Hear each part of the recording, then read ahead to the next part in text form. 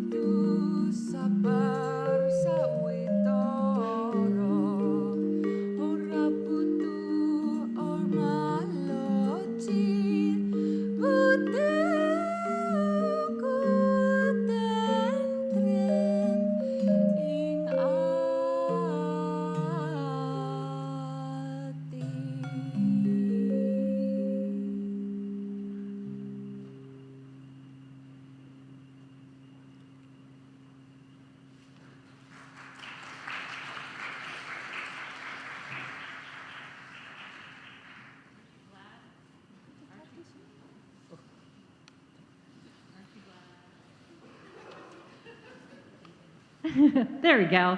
Aren't you glad you braved the roads for this? That's wonderful. Welcome to the First Unitarian Church of Pittsburgh. It is February 1st. I am Stephanie Pulowski, commissioned lay minister with this church. I have brownish curly graying hair and I'm wearing a large warm wrap. With me today is guest speaker Reverend Walter Clark. Reverend Clark has been the minister of the Unitarian Universalist Fellowship of Wayne County since 2021. He has a Master of Divinity from Meadville Lombard Theological School and is deeply involved in justice work. When he is not working with his congregation, he can be found spending time with his wife of nearly 30 years and his two teenage children, Willow and William. Our minister, Reverend Kate, is on sabbatical through the end of May. You are welcome here. If you are watching now or in the future, you are welcome. If you're a longtime member or brand new, you are welcome here. We, Unitarian Universalists, are one people of many beliefs, many origins, sexualities, and genders. We're a multi-faith religious community where all are welcome, diversity is celebrated, and questions are expected. We are all growing, all learning, all loved. Just as you are welcome.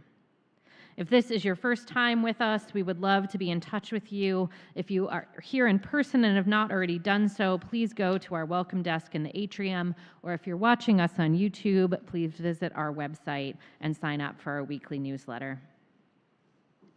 We have 2 announcements today. Although we know a lot more is going on, please always check the newsletter. That is the best place to get announcements.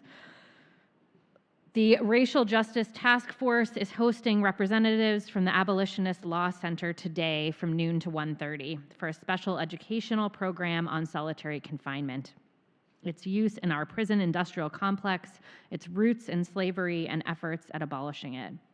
We have begun a partnership with the ALC that is starting to build across multiple projects. The event will be held just across the hall in the Schweitzer Room and will include brunch refreshments. I will note, if you parked at Rodolph Shalom, we have to be out by 1 o'clock. So if you do go to the Abolitionist Law Center event, duck out and move your car. Second announcement, the Humanist Group program, Trust Me, How Do You Know What to Believe, will be on Zoom this Tuesday at 7:30. Please contact Stuart Hastings for details. I invite you now to take a deep breath. Arrive in body and spirit and picture yourself connected to all others who are watching today and in the future. We turn now to our chalice, the symbol of our Unitarian Universalist faith. If you have a chalice at home, we invite you to light it at this time. We light the chalice today with the words of Reverend Dr. David Breeden. Come into this moment as if stepping into a garden at dawn, quiet, tender, open to what may grow. Let compassion be the flower we bend toward. We return as if returning to the soil, hands in the dirt, willing to tend what needs tending. Here today we gather to remember that the most delicate blooms require daily care. That attention is the water of love, that we are still learning how to care. Come, let us begin again in love, tending the garden of the heart and the heart of compassion. Please rise as you are willing and able, and join me in our opening hymn, 134, Our World is One World.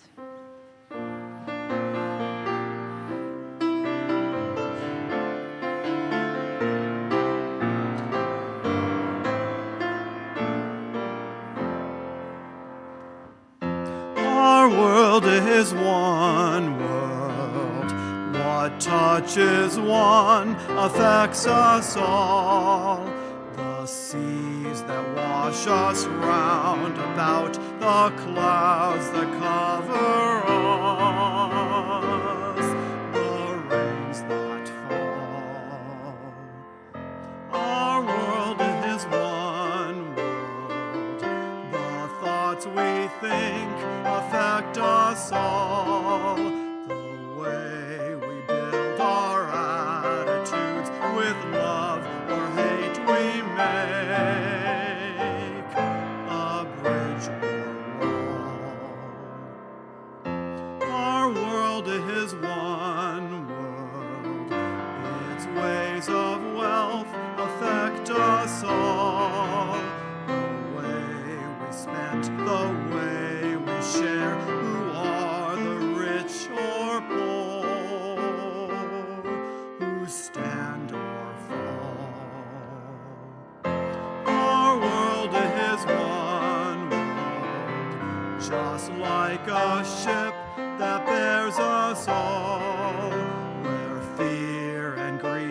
make many holes, but where our hearts can hear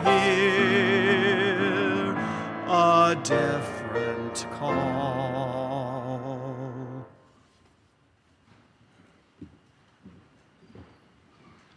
I failed to address the changes to the order of service. My apologies. I am obviously not Kirsty Atkins. Kirsty was unable to get here because of the snow. We also have a change. Today should be the presentation for Share the Plate by Bethel AME Church. That actually is being continued to next week as well due to the weather. Please join me in reading our collective reading, which is printed in your order of service.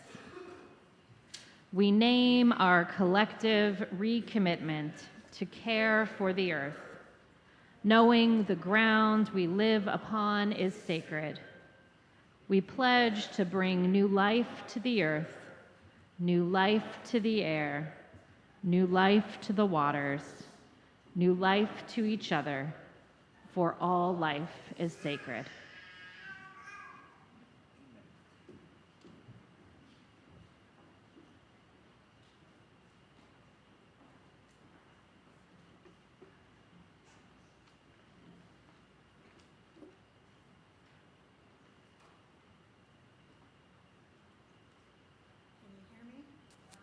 Not yet.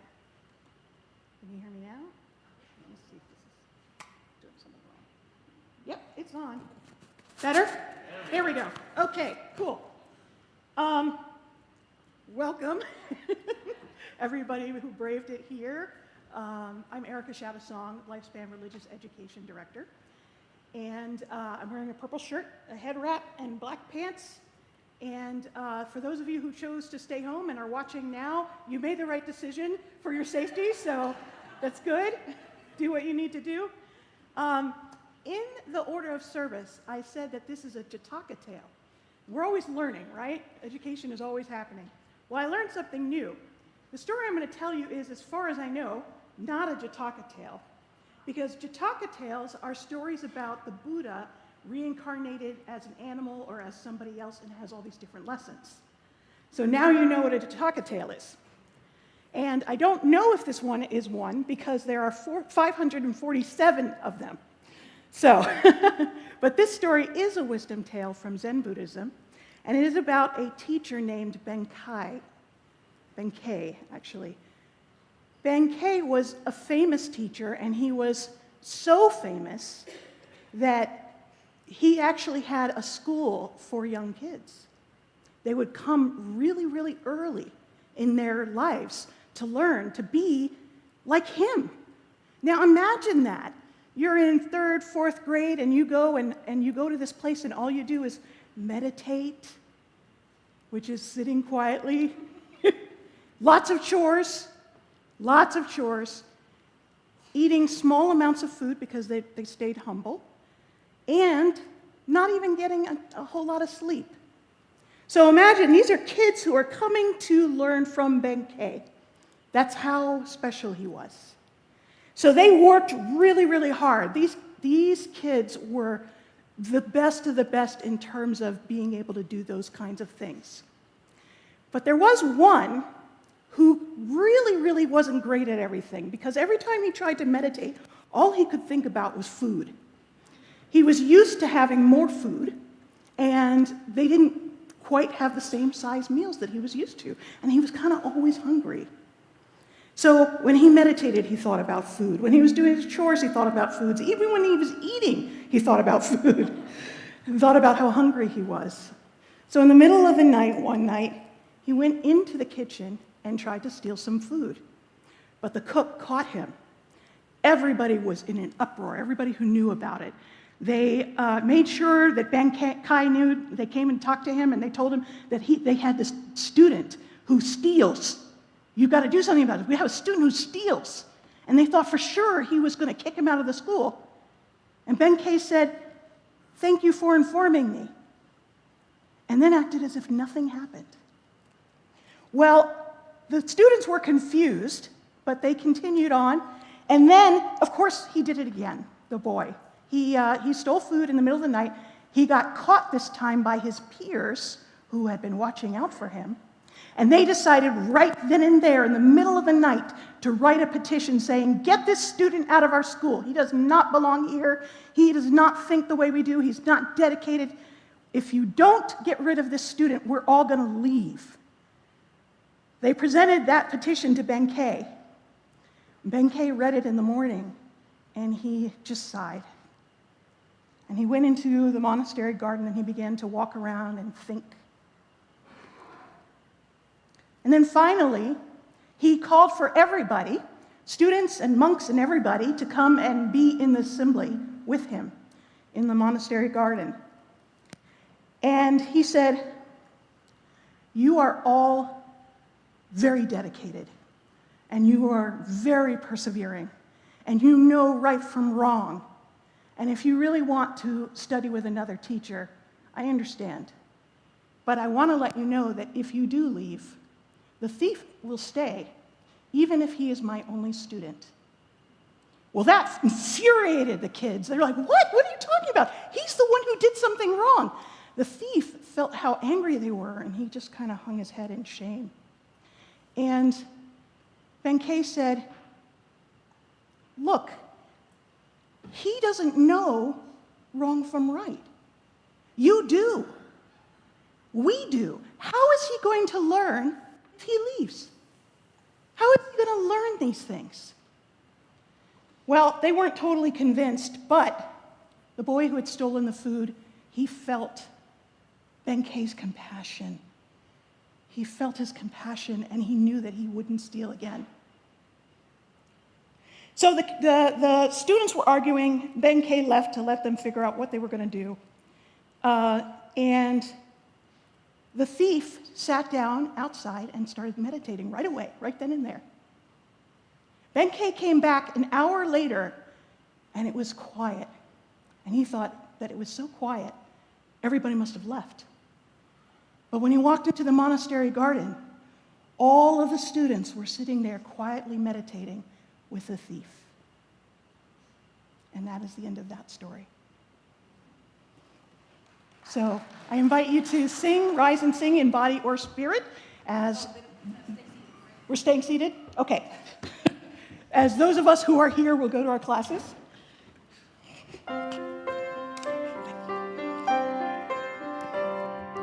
Go now in peace, go now in peace. May the spirit of love surround you everywhere, everywhere you may go.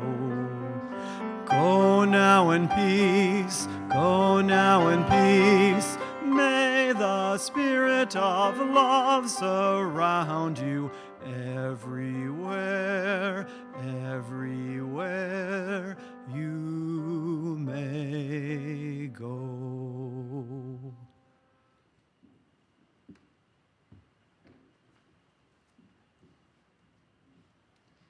Every month, we share our generosity with a designated organization. This month, we will share all donations 50-50 with Bethel AME Church's Reparations Project. You'll hear more about that next week. Our religious community is made up of volunteers and staff creating and hosting a variety of programming. We rely on your financial support. In addition to the collection plate, you can donate by texting GIVE to 412-435-1050 and following the directions. Please check the order of service for more ways to give. The offering will now be gratefully received to support the work, the wonder, and the witness of our religious community.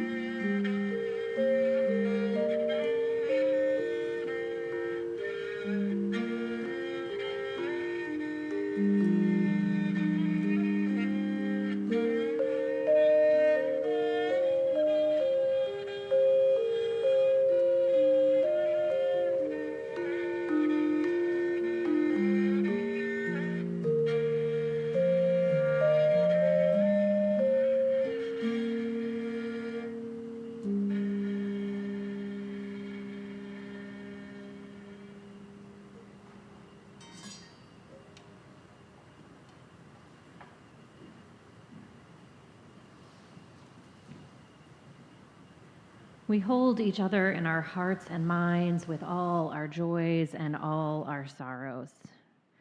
Katie Rank-Lev is dealing with a health challenge. She doesn't have a diagnosis yet, but the doctors are taking good care of her.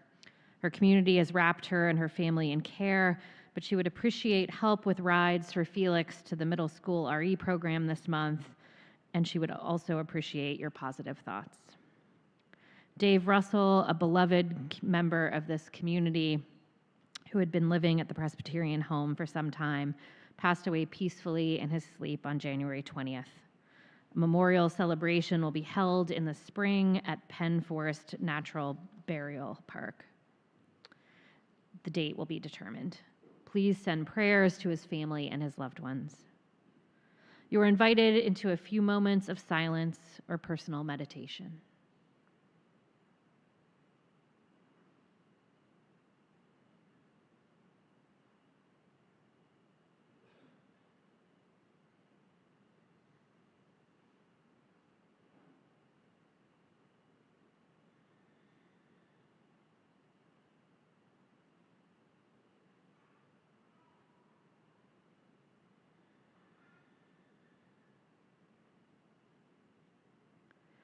In the words of Julianne Lepp, we seek our place in the world and the answers to our heart's deep questions. As we seek, may our hearts be open to unexpected answers. May we be reminded that all beings are whole, sacred, and worthy. Let our hearts be welcoming of multiple truths, not holding hard or fast to close-mindedness or judgmental thinking. What can we learn from each other in the richness of our differences? May the heart of compassion help us recognize the sacred in each other and bridge the differences in these challenging times. May each of us be held in relationship, accountability, and the power of beloved community. Amen. Namaste. Blessed be. Please remain seated for our musical response, hymn 1029 in your teal hymnal, Love Knocks and Waits for Us to Hear.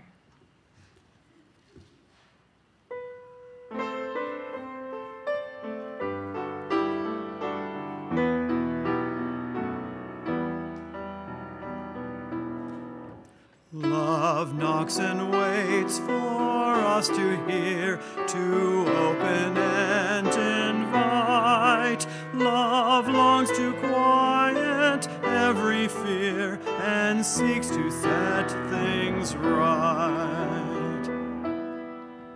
Love offers life in spite of foes who threaten and condemn. Embracing enemies, love goes the second mile with them. Love comes to heal the broken heart, to ease the troubled mind. Without a word, love bids us start to ask and seek and find. Love knocks and enters at the sound of welcome from within. Love sings and dances all around and feels new life begin.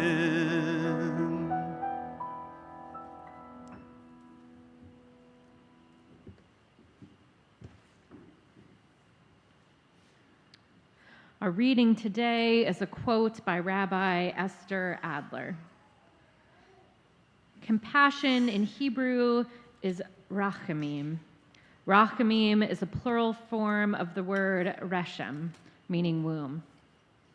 And so our sages say that compassion is like a mother's love for her child. But I think that is completely missing the point.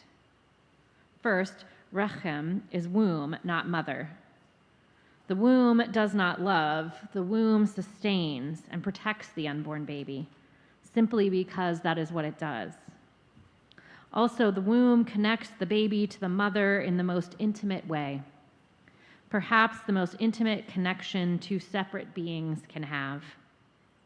The relationship is not symbiotic, though. The womb gives, the baby receives. From this perspective, then, rachamim, or being womb-like, means being connected to another being in an intimate, sustaining way, without expectation of anything in return. Rachamim is not a feeling like sympathy or empathy. It is a deep connection to another human being that moves us to act in ways that are sustaining to that person. Rachamim, compassion, is not a feeling. It is a choice. It is the choice to acknowledge our shared humanity, no matter how I may feel about you.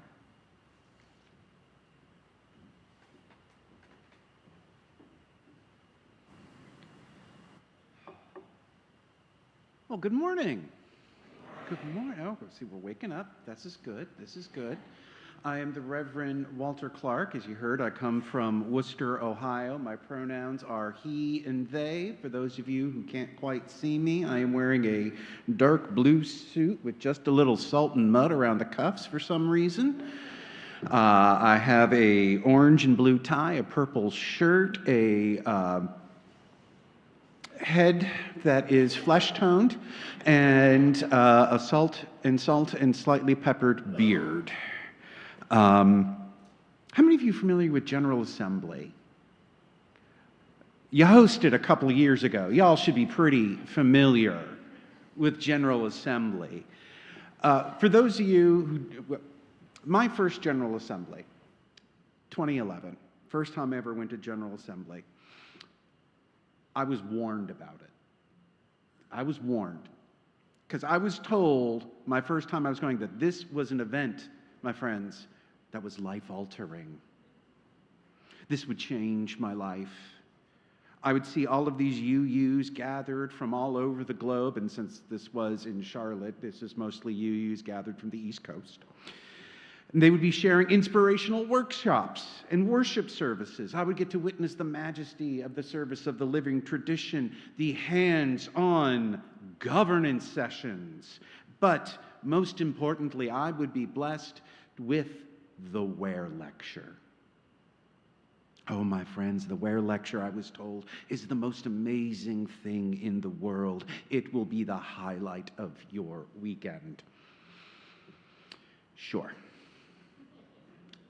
First GA, I was a little skeptical. I came from a Lutheran tradition. I was the altar boy. I was the head of the youth group. I had been to national convocations for religious events, and I was severely underwhelmed as a teenager, and I was not expecting a whole lot from the Unitarian Universalists.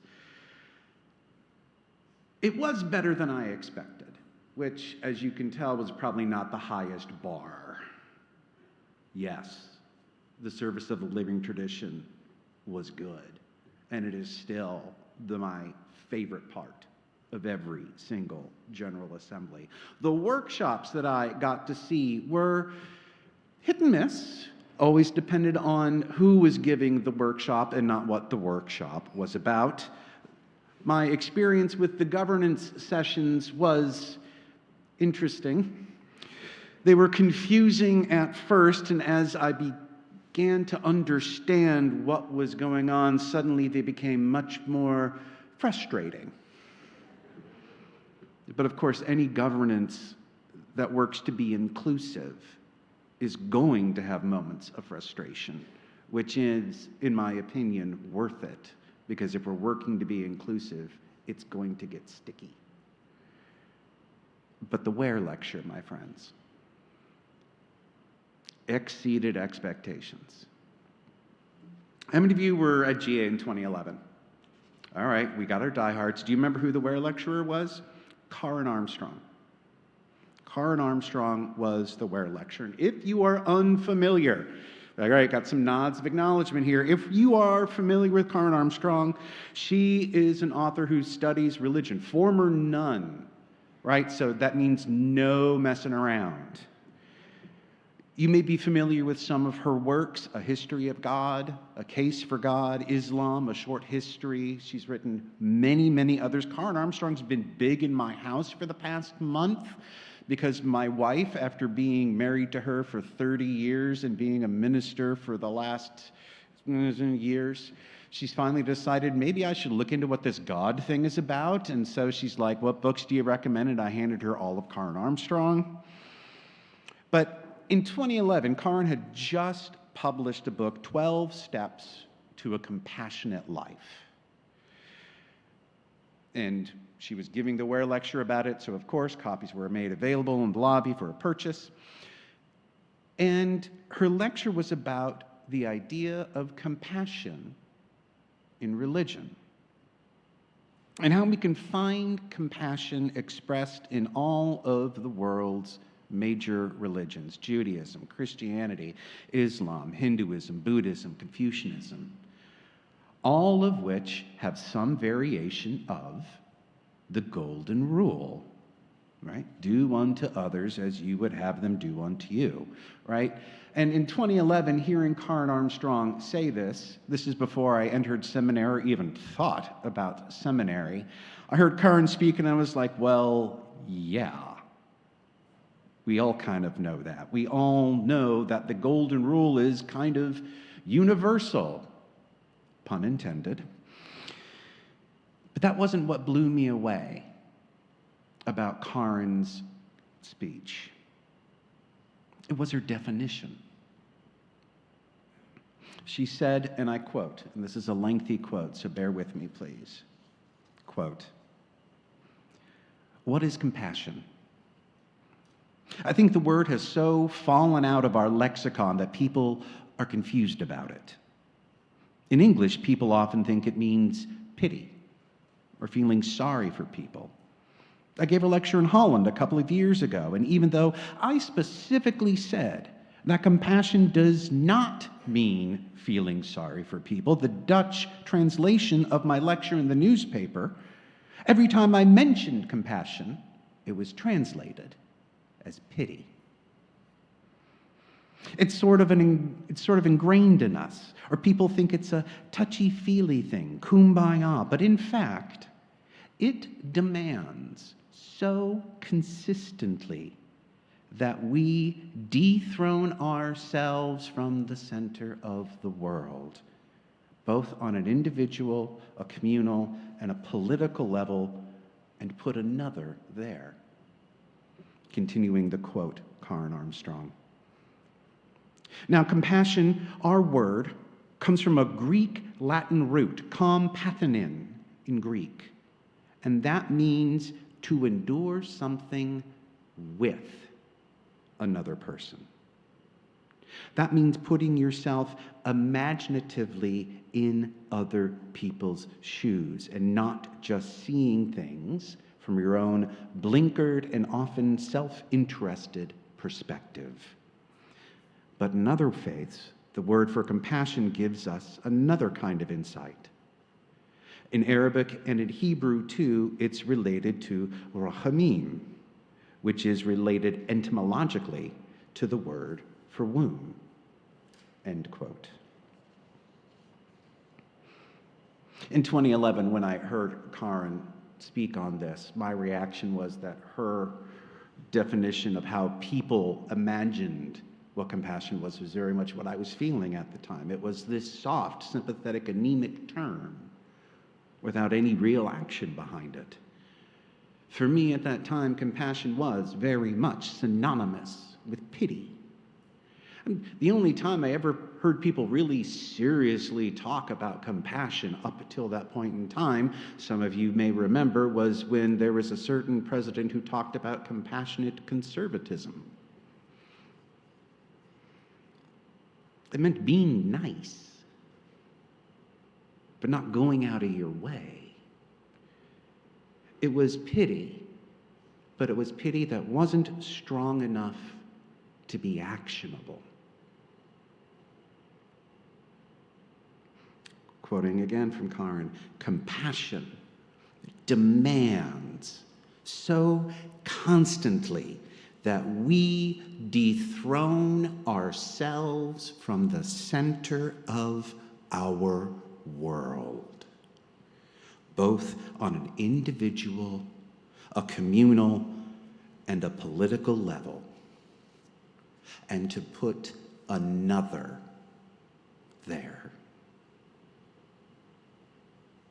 Armstrong is saying that compassion isn't soft sympathy. It isn't just concern about the life of another.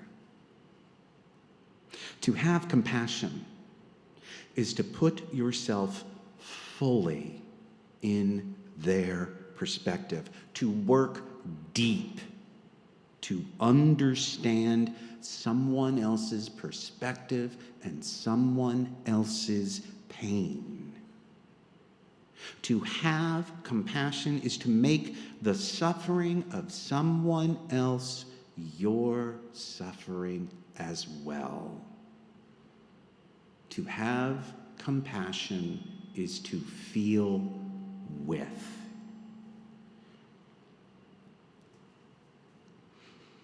Armstrong, in her lecture, does touch on this idea of rachamim. However, she did it exactly in the way that, quote, warned us not to. She compared rachamim with mother, more so than womb. And unfortunately for Karen Armstrong, her opinion of motherhood is a little dark. I do not mean to scare you.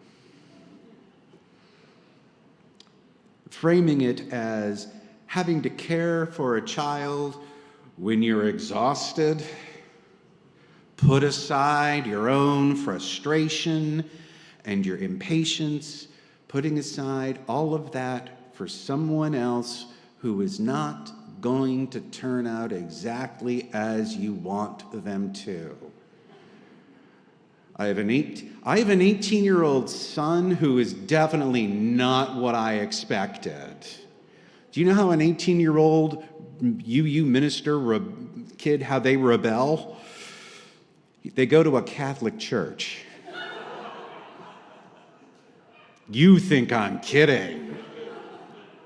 And I support him in that. I feel with him because I want him to explore and I want him to be able to have all of those questions. But when you are a parent, you put all this love and attention into someone who is going to make their own decisions, who is going to do things you don't want to do. They are going to disappoint you in some way, and by the way, you're going to disappoint them too. But do you give up? Do you give up? Do you still love that person? I hope you do. This perspective of never giving up, of always feeling that love, even though they're not exactly what you want, that is the perspective that we have in common with our reading from Rabbi Adler. And that's this idea that we need to connect with others in an intimate and sustaining way without expecting anything in return. Oh, that's hard for us capitalists. Both these ideas of womb and motherhood hold tightly the idea that compassion is what motivates us to remove suffering from another, even if we do not benefit from it. This idea of compassion, this call to remove the suffering of others, this makes compassion more than simply a feeling that's anemic and soft. Compassion becomes a call to action. Let's go back to that golden rule.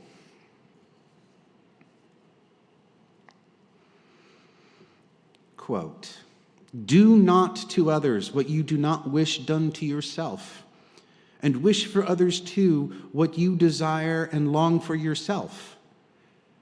This is the whole of the Dharma. Read it well." This is from India, 400 BC. Quote, What is hateful to you, do not do to your fellow. This is the whole Torah. The rest is the explanation. Go and learn. From Hillel the Elder, some 30 years before Jesus of Nazareth. From Mohammed, as you would have people do to you, do to them, and what you dislike to be done to you, don't do to them. Buddhism, one who, while himself seeking happiness, oppresses with violence other beings who also desire happiness, will not attain happiness hereafter. Jainism, a man should never wander about treating all creatures as a man should wander about treating all creatures as he himself would be treated. Sikhism, precious like jewels are the minds of all. To hurt them is not at all good. If thou desirest thy beloved, then hurt thou not anyone's heart.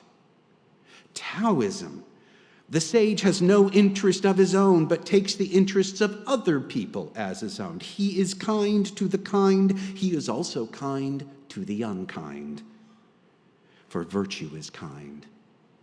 He is faithful to the faithful. He is also faithful to the unfaithful. For virtue is faithful. And finally, from Greg M. Epstein, no relation, a humanist chaplain at Harvard University. Do unto others is a concept that essentially no religion misses entirely. But not a single one of these versions of the Golden Rule requires a God. Each one of these aphorisms, they have one thing in common. They are a call to action. A call to action to do good for others, and at the very least, actively not harm each other. Each one of these philosophies stem from the idea that the welfare of others is key to survival. Each one of these ideals speaks to understanding the perspective of another and working for their benefit. Each of these ideas is compassion made real by action. For thousands of years, humanity has understood at some level that we need to take care of those who are suffering. That we need to put aside our own greed and our own selfishness and to work to help others without expectation of reward. Why? Because it is the human thing to do. There was one person who did think compassion did give us something, that there was a self-serving element to compassion. How many of you have heard of Reverend Dr. Martin Luther King Jr.? Just a few of you. This is one of my favorite passages from him. It comes from Where Do We Go From Here, Chaos or Community? Quote, from time immemorial, men have lived by the principle that self-preservation is the first law of life. But this is a false assumption. I would say that other preservation is the first law of life. It is the first law of life precisely because we cannot preserve self without being concerned about preserving others. The universe is so structured that things go awry if men are not diligent in their cultivation of other regarding dimensions. I cannot reach fulfillment without thou. The self cannot be self without other selves.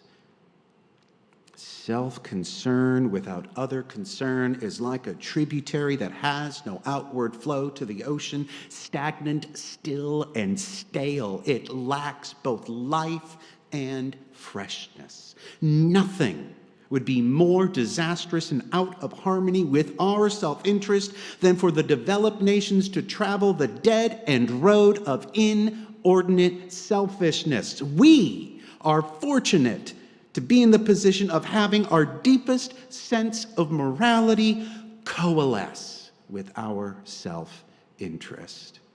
End quote.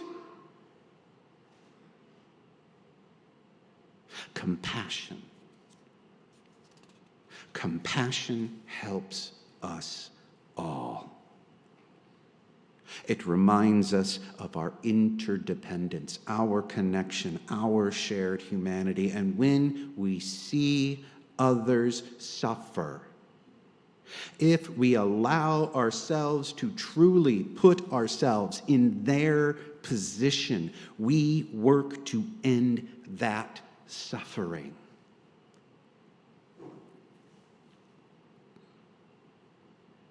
How many of you think there's a little bit of suffering going on in this world right now?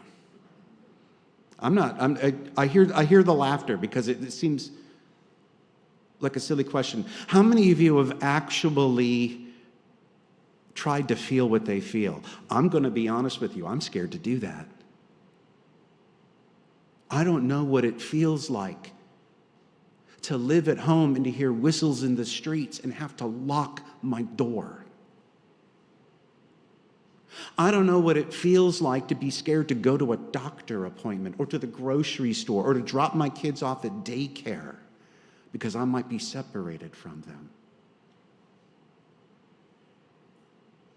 I think we are seeing a lot of people who really, really, really want to feel with in some capacity. I know I have spent way too much time outside holding signs at the corner trying to tell people I am feeling this.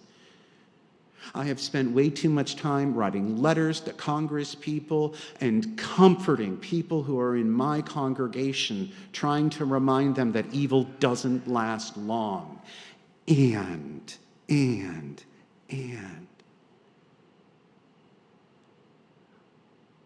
it is so hard to feel it because it is so exhausting and so constant. And how many of you feel you still need to do it because it is the only way for you to live, is to feel what that pain is, to feel with? How many of you have been to protests? How many of you work at local community centers, warming centers, food shelters, drives, anything to show compassion to those who society has pushed to the margins? All of us are finding small ways to engage, to feel with, to help us understand the interconnection that we have in this moment and just how precious it is. Working to publish stories of all of the people who've been deported unfairly. Is it exhausting? Yeah. First thing you need to do, it's exhausting. Lean on each other. Lean on each other. Lean on each other. I want you to call, check in, write letters, cards, visit. Man, I was talking about coffee. Have coffee together. Have tea together. Have real discussions. Talk about the pain you're feeling. And just say, I hear you and I feel with you. Lift each other up so you can continue to feel for everyone else who is going through that. Don't lose your compassion. Even though you are exhausted from the fresh horrors that we hear every day, we need compassion in our lives for all people, the ones who sit among us here, the ones who are out there who are our allies, and we even need compassion for those who fight against us. can you imagine what love could do to change them? All of the religions of the world seem to believe this to be true for thousands of years. This feeling with makes us human. Compassion, my friends, is what will save us all. May it be so. Are you ready to make the world a more compassionate place? That was weak. I'm going to make you sing about it now. So why don't we rise in body or spirit to talk about how we are going to build a land to bind up the broken. It can be found words on the screen or 121 in the gray hymnal.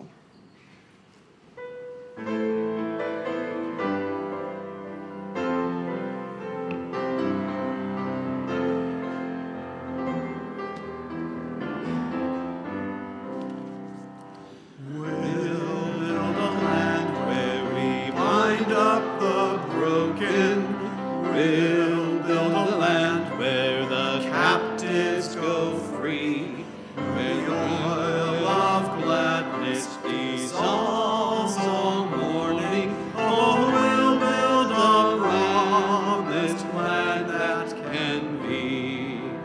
Oh, build a land where sisters and brothers, anointed by God, may then create peace, where justice shall roll down like waters, and peace like an ever-flowing stream.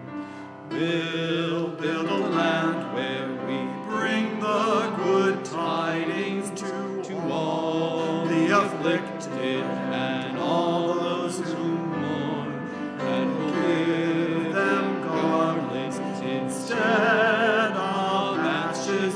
Oh, we'll build a land where peace is born. Come, build a land where sisters and brothers, anointed by God, may then create peace, where justice shall roll down like waters, and peace like an ever-flowing stream.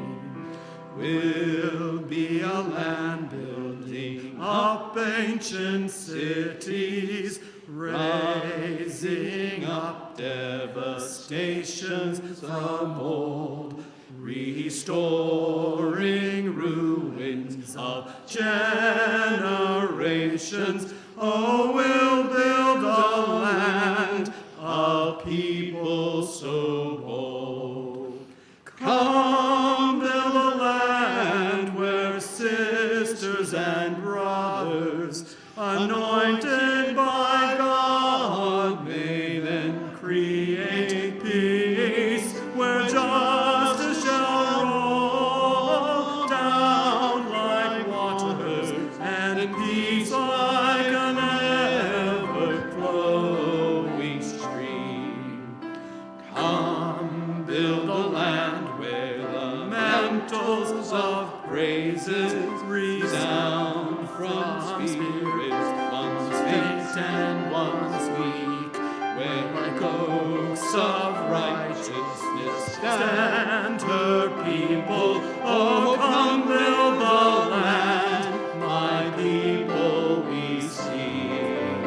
Come build a land where sisters and brothers, anointed by God, may then create peace, where justice shall roll down like waters, and peace like an ever-flowing stream.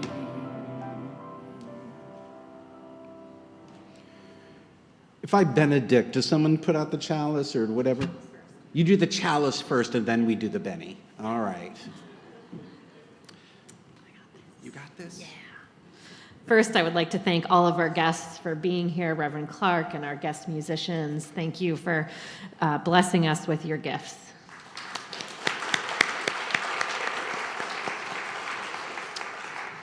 As we extinguish the chalice, please join me in reading the words printed in your order of service. We extinguish this flame, but not the light of truth, the warmth of community, or the fire of commitment. These we carry in our hearts until we are together again.